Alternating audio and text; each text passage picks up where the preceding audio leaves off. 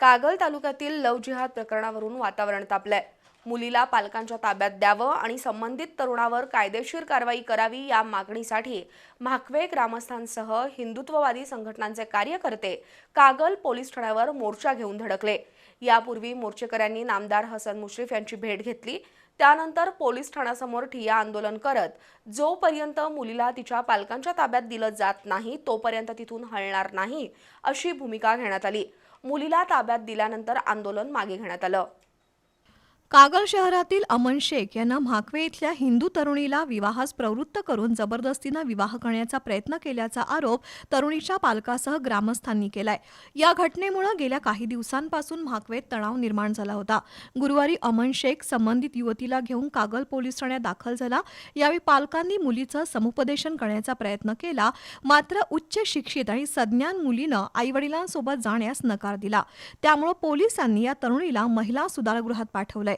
या घटनेमुळे आक्रमक झालेल्या म्हाकवे ग्रामस्थांसह हिंदुत्ववादी कार्यकर्त्यांनी तरुणीला तिच्या पालकांच्या ताब्यात द्यावं तसंच अमन शेखवर कायदेशीर कारवाई करावी या मागणीसाठी कागल पोलीस ठाण्यावर मोर्चा काढला।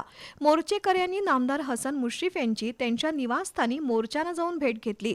नामदार मुश्रीफ यांनी मोर्चेकऱ्यांचं म्हणणं ऐकून पोलीस निरीक्षक अजित जाधव यांना सूचना दिल्या। त्यानंतर आक्रमक झालेल्या मोर्चेकऱ्यांनी कागल पोलीस ठाण्यावर मोर्चा काढला।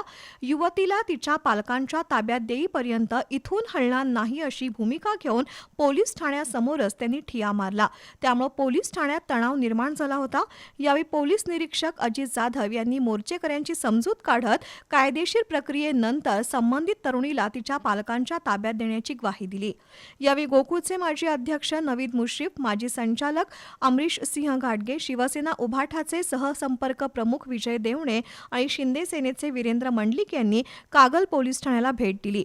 पोलीस निरीक्षक अजित जाधव यांची भेट घेऊन त्यांनी संबंधित तरुणावर गुन्हा दाखल करण्याची मागणी केली।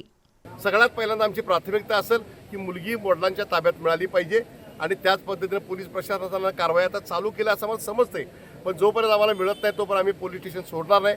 आणि मुलगी मिळाल्यानंतर जो नराधम आहे, ज्याच्यावर 2 ते 3 असे प्रकार दाखल आहेत, त्याला कोल्हापूर जिल्ह्याच्या जिल्हा पोलीस प्रमुख यांच्याकडनं आम्हाला खूप अपेक्षा आहे। यांनी अनेक वेळेला अशा प्रकारचे प्रकार ठेचून काढलेले आहेत। उत्पल साहेब, आपण तुम्हाला विनंती करतो, या माणसाला मोका अंतर्गत कारवाई करून कायमचा या कागल तालुक्यात तडीपार करण्याची भूमिका तुम्ही घेतली। अशा घटना पुन्हा घडू नयेत तसंच 2 समाजात तेढ निर्माण होऊ नये यासाठी संबंधितांवर कारवाई करण्याची मागणी माजी सरपंच वर्षा पाटील यांनी केली। अमन शेखवर कारवाई करावी या मागणीचं निवेदन ग्रामस्थांनी उपविभागीय पोलीस अधिकारी अण्णासो पवार यांना दिलंय। यावेळी पवार यांनी संबंधित तरुणीला पालकांच्या ताब्यात दिल्याचं सांगत ग्रामस्थांना आंदोलन मागे घेण्याची विनंती केली। त्यानंतर ग्रामस्थांनी आंदोलन मागे घेतलं।